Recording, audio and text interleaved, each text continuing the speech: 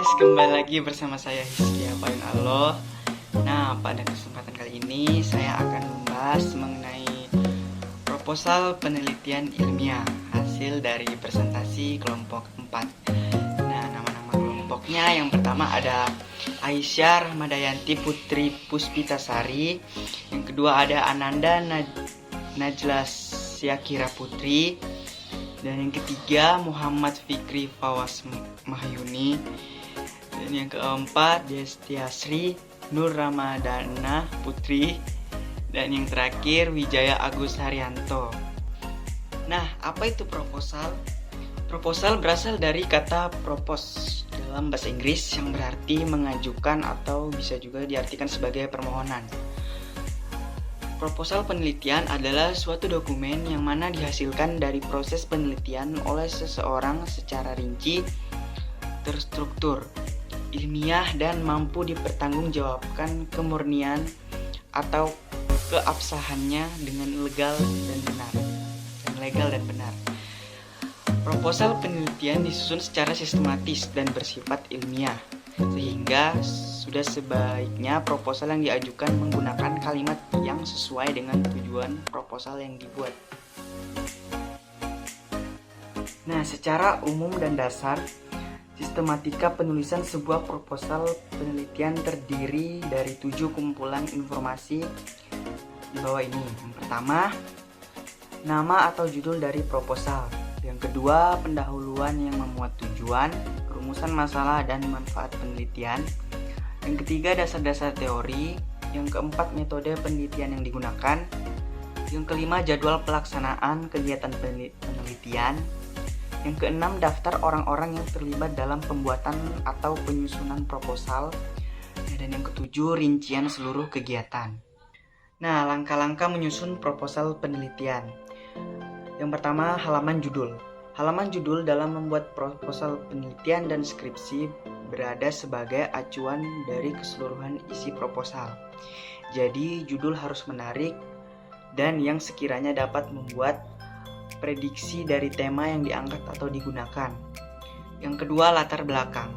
Latar belakang tidak boleh menggunakan penjelasan bersifat opini, melainkan melampirkan sumber yang valid dan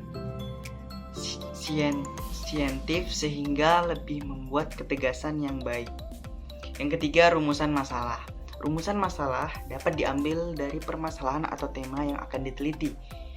Mahasiswa harus mampu membuat proposal penelitian dan skripsi dengan pertimbangan tahap-tahap rumusan masalah, karena adanya satu variabel dan variabel lainnya yang berhubungan.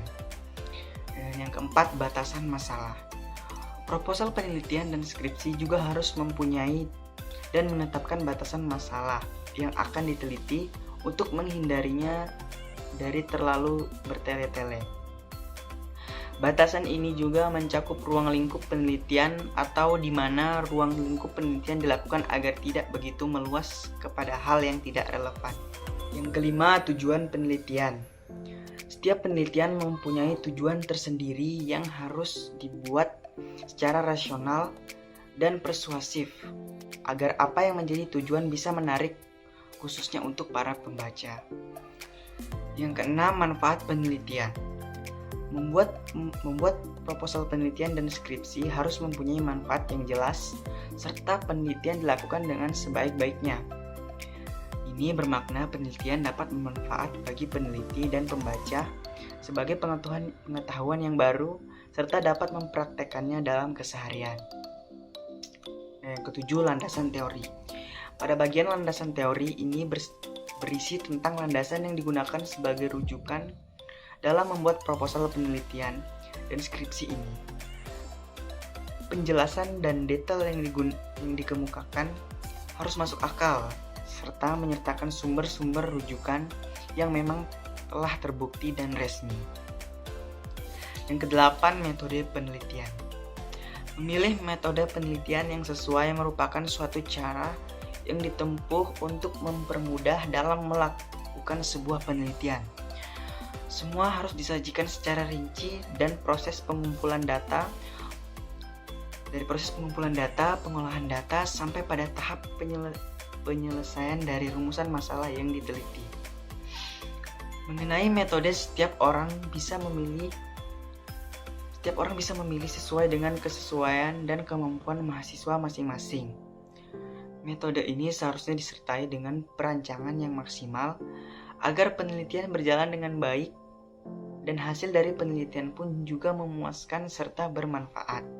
Yang 9, struktur kerangka laporan.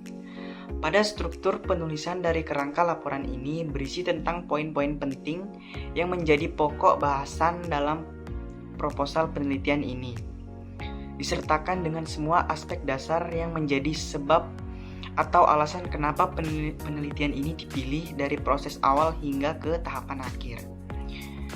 Yang ke-10, yang terakhir, daftar pustaka.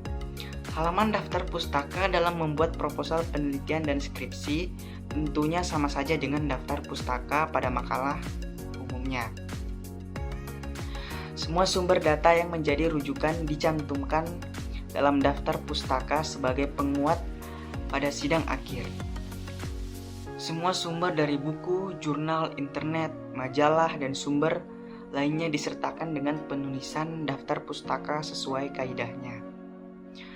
Contoh penulisan daftar pustaka yang benar yaitu nama pengarang dibalik, kemudian titik, tahun dicetaknya buku titik, judul buku ditulis miring titik, buku kurung kota terbit, dan nama penerbit. Nah, beberapa hal yang harus diperhatikan saat membuat proposal penelitian. Jadi ada 9 ya hal yang harus diperhatikan saat membuat proposal penelitian ini. Yang pertama, dalam penulisan daftar pustaka, bila mengambil sumber dari internet, harus ada nama penulisnya dan organisasinya. Yang kedua, menggunakan bahasa yang jelas, tepat, formal, dan lugas. Yang ketiga, kejelasan dan ketepatan isi menggunakan kata atau istilah yang tepat. Yang keempat, perhatikan penulisan daftar pustaka dan penyitiran. Yang kelima, dalam penulisan hipotesis tidak perlu ada tinjauan pustaka. Yang keenam, dicantumkan penelitiannya berapa lama dan frekuensi pengambilan datanya. Yang ketujuh, tujuan, hipotesis, dan rumusan masalahnya harus sejalan. Yang kedelapan, paragraf yang kohesif dan koheren, serta paragraf yang padu. Yang kesembilan, ini yang terakhir, kalimat efektif dan tidak ambigu. Nah, mungkin sekian dari pemaparan saya mengenai proposal penelitian ilmiah hasil dari presentasi kelompok 4. Mohon maaf jika ada kesalahan kata dan ada kata-kata yang kurang dimengerti, mohon dimaafkan dan semoga bermanfaat. Thank you guys.